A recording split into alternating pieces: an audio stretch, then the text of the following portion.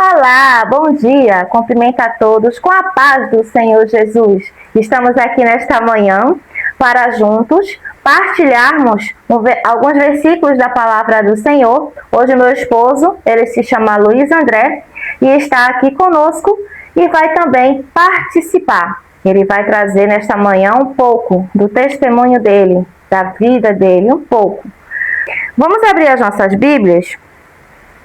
O livro de Romanos, o capítulo 12 e o versículo 12. A epígrafe, ela fala sobre o amor e fervor, a humanidade, a beneficência.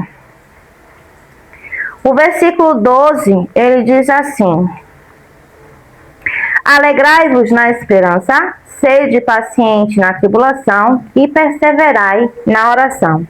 Eu fiz uma breve pesquisa. O livro de Romanos, o capítulo 12, versículo 12, ele diz assim: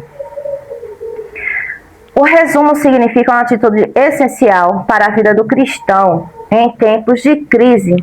Alegrar-se na esperança, ser paciente e resistir durante as tribulações e perseverar constantemente em oração. O que significaria esse alegrai-vos na esperança?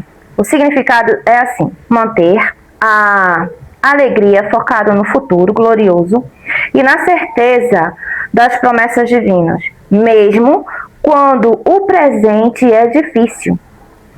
Esse ser paciente na tribulação é enfrentar dificuldades, perseguições e sofrimentos com resistência, fé e sem desistir. Perseverar na oração, cultivar uma vida de oração constante, buscar a Deus e as suas forças continuamente. Este versículo, ele incentiva uma mudança de perspectiva, focando no que é invisível e eterno para suportar as provações temporárias. Existem coisas que acontecem na minha e na tua vida que muitas vezes deixa a gente bem triste, cabisbaixo, querendo desistir. Mas Deus, ele diz em Romanos 12:12, para a gente ter paciência, para a gente perseverar na oração, para a gente ter paciência na hora da tribulação. Fechar a boca é muito importante, porque quando a gente fala muito, a gente não ouve Deus falar. Para haver um diálogo, um fala e o outro escuta. Porque se a gente fala e Deus está querendo falar, então a gente não vai ouvir a voz de Deus. A gente precisa sentar, se acalmar, fechar a boca e abrir os ouvidos e ouvir Deus falar comigo e com você. Amém, crente? Eu pedi a Deus um esposo crente, servo do Senhor. Sabemos que crente, a palavra crente significa crer em algo. No caso de religião, é crer em Deus. Então eu dizia a Deus que eu queria um esposo crente, um servo do Senhor, que fosse comigo para a igreja.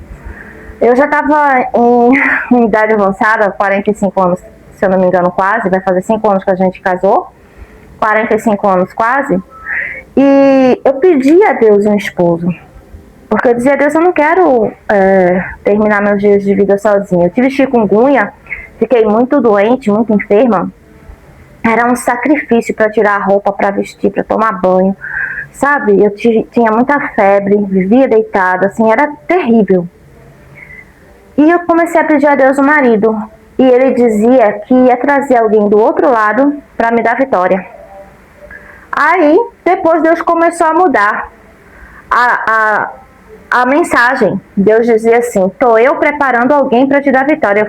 Eu fiz, epa, então já chegou. Quem é? Comecei a observar, eu fiz, já chegou. Mas só que eu não sabia que era ele, porque ele tem filhos. Então eu acreditava também que ele tinha esposa. Não sabia que ele era divorciado, que ele morava com os filhos. Mas agora, quem vai contar um pouco é ele. Depois eu volto a falar novamente. Bom dia, a paz do Senhor e Salvador Jesus Cristo para todos que estão do outro lado, nos escutando nesse momento. Vou contar um pouco de testemunho da minha vida, né? Antes de eu casar com Rose Ribas. Em Recife, eu sou nascido e criado em Recife, e ali eu tinha um pequeno vício, que era a bebida. Ali eu bebia todos os dias, dormia para beber, acordava para beber, e aquele vício, um vício horrível. Acordava se tremendo, com crise de abstinência, e ali ficava tremendo. Depois que eu bebia, que tomava um pouco daquela bebida, voltava tudo ao normal. Mas nesse tempo, no decorrer do tempo, trabalho, não passava muito tempo, começava a botar atestado, começava a faltar no trabalho e sendo dispensado. E ali eu fui, né, bebendo, fiquei desgostado da vida, tive relacionamento, né, nesses tempos que estava em Recife, tinha mulher que não me ajudava, bebia também, já fui socorrido pelas minhas irmãs, internado, ela me internou naqueles tempos. Minha irmã Silvânia Rosângela deu muito apoio para mim. Eu agradeço primeiramente a Deus, depois a elas. Caía no chão, por cima, vomitava por cima do vômito. Era um negócio, uma abstinência que ficava direto em mim, aquele vício pregnado em mim, não saía de mim. A minha sogra ia te buscar? Aí minha mãe, né? Ela, com o tempo que eu amanhecia o dia, ia para os bares, saía para o bar, não tivesse bar, eu estava nos bares. Aí só que eu só ia se minha mãe fosse. Naquele momento, minha mãe veio me buscar. Eu estava ali deitado, né, no chão, na sarjeta, né? E ali minha mãe me levantou e eu fui para casa da minha mãe. Minha mãe me levou para minha casa, né? Aí, nesse momento, minha mãe dava conselho para mim, meu filho para a igreja, voltar para a igreja. Voltava para a igreja, depois no outro dia saía, ia beber de novo. E aquela crise de abstinência. Aí, um tempo, vim para cá, para Igreja Sul, né? Para casa dos meus filhos. Aí, nesses tempos, voltei para a igreja, né? Voltei para a igreja e nesse tempo Jesus foi me libertando, não pensava nunca mais que eu pensava em ia casar, ia ter outra família, entendeu? Eu pensava que ia ficar sempre jogado na sarjeta, né? Que o inimigo só botava bebida para mim, bebida, não botava mulher, não botava droga, mas bebida, vício da bebida, destrói qualquer homem, qualquer vício destrói qualquer homem. Mas só que Jesus, ele entrou na minha vida, né? Aí Jesus me deu a salvação, né? Me deu minha salvação, minha paz e me deu casamento. E antes eu ficava amigado. Jesus me deu um segundo casamento.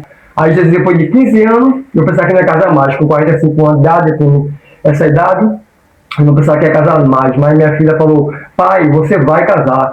Você é novo. Jesus vai preparar algo para o Senhor. E Jesus preparou. E aqui eu estou aqui com a minha linda, maravilhosa esposa, que o Senhor me deu para mim e ela cuida de mim até hoje. Amém. Eu agradeço a Deus por tudo na minha vida. Verdade.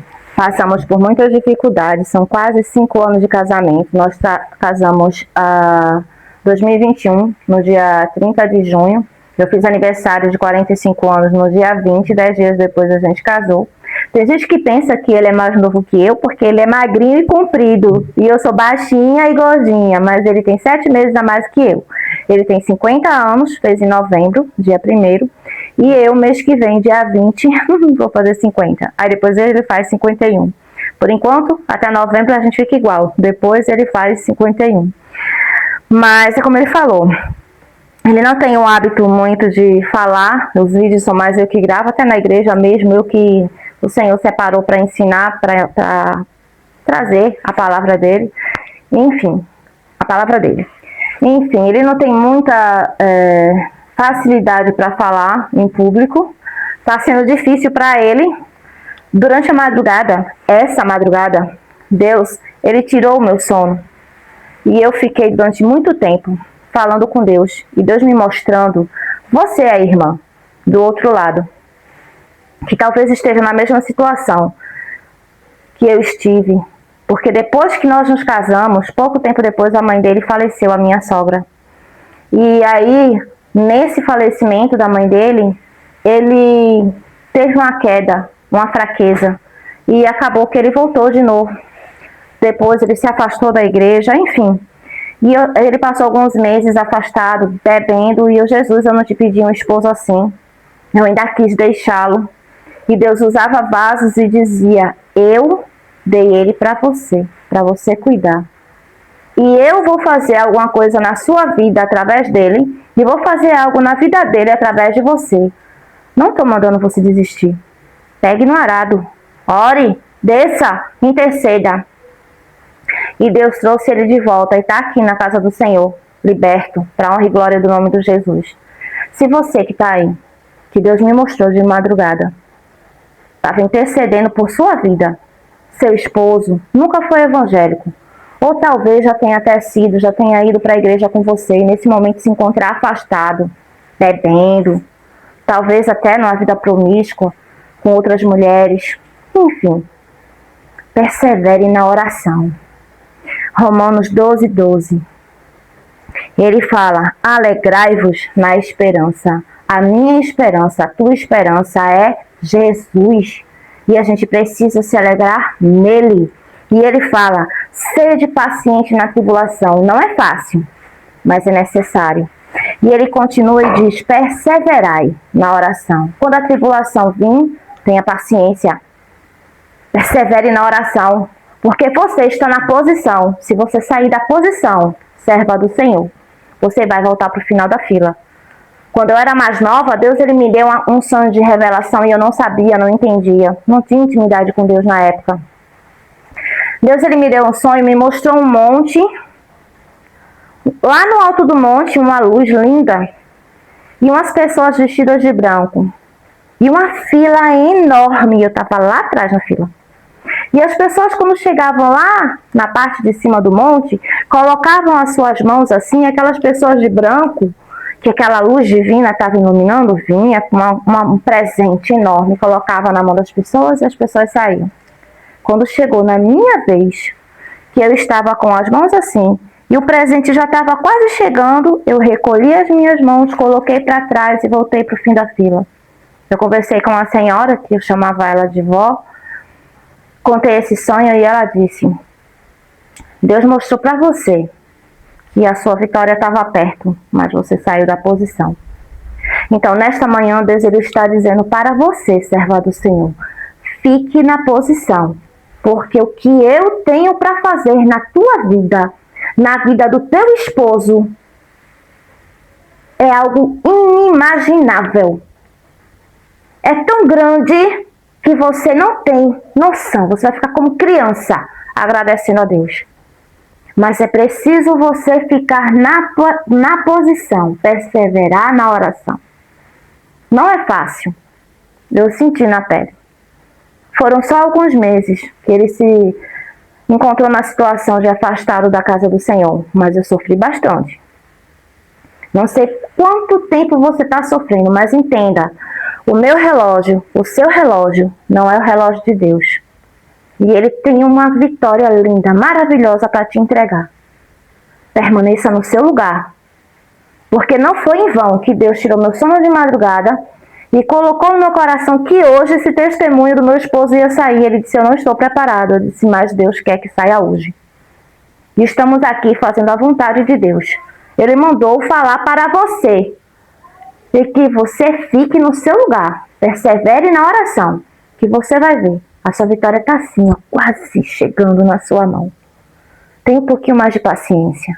Não desista. Não largue a mão no arado. Deus, ele ama você. Ama tanto você que ele está se utilizando deste vaso nesta manhã para trazer essa mensagem para você. Amém? Vamos orar encerrando este momento? Maravilhoso Deus, Pai de nosso Senhor e Salvador Jesus Cristo, Deus de Abraão, Deus de Isaac, Deus de Jacó. Te agradecemos, Senhor, por tudo que o Senhor tem feito em nossas vidas, embora sei que não mereça. Te apresento, Senhor, a tua serva neste momento que se encontra com vontade de desistir, de tirar a mão do arado pelas adversidades. Ajuda ela, Senhor. Entra onde eu não posso entrar. Faz por ela o que eu não posso fazer. Te apresento, Deus, aqueles que estão desempregados. Abre as portas de trabalho. Te peço nesta manhã, Deus, visita os hospitais, a UTI, a sala vermelha, a sala amarela, aquelas pessoas que estão fazendo tratamento oncológico. Vai até lá, Jesus. Faz aquilo que eu não posso fazer. Visita, Senhor, os hospitais nesta manhã e da vitória. Aqueles motoristas de ônibus nesta manhã, os motoristas de táxi, moto por aplicativo. Vai até lá, Senhor, dá livramento. Cubra com teu sangue. Assim nós te pedimos e desde já te agradecemos. Em nome de Jesus Cristo, teu Filho amado, que vive e que reina desde agora e para todo sempre. Amém. E graças a Deus. Bom dia!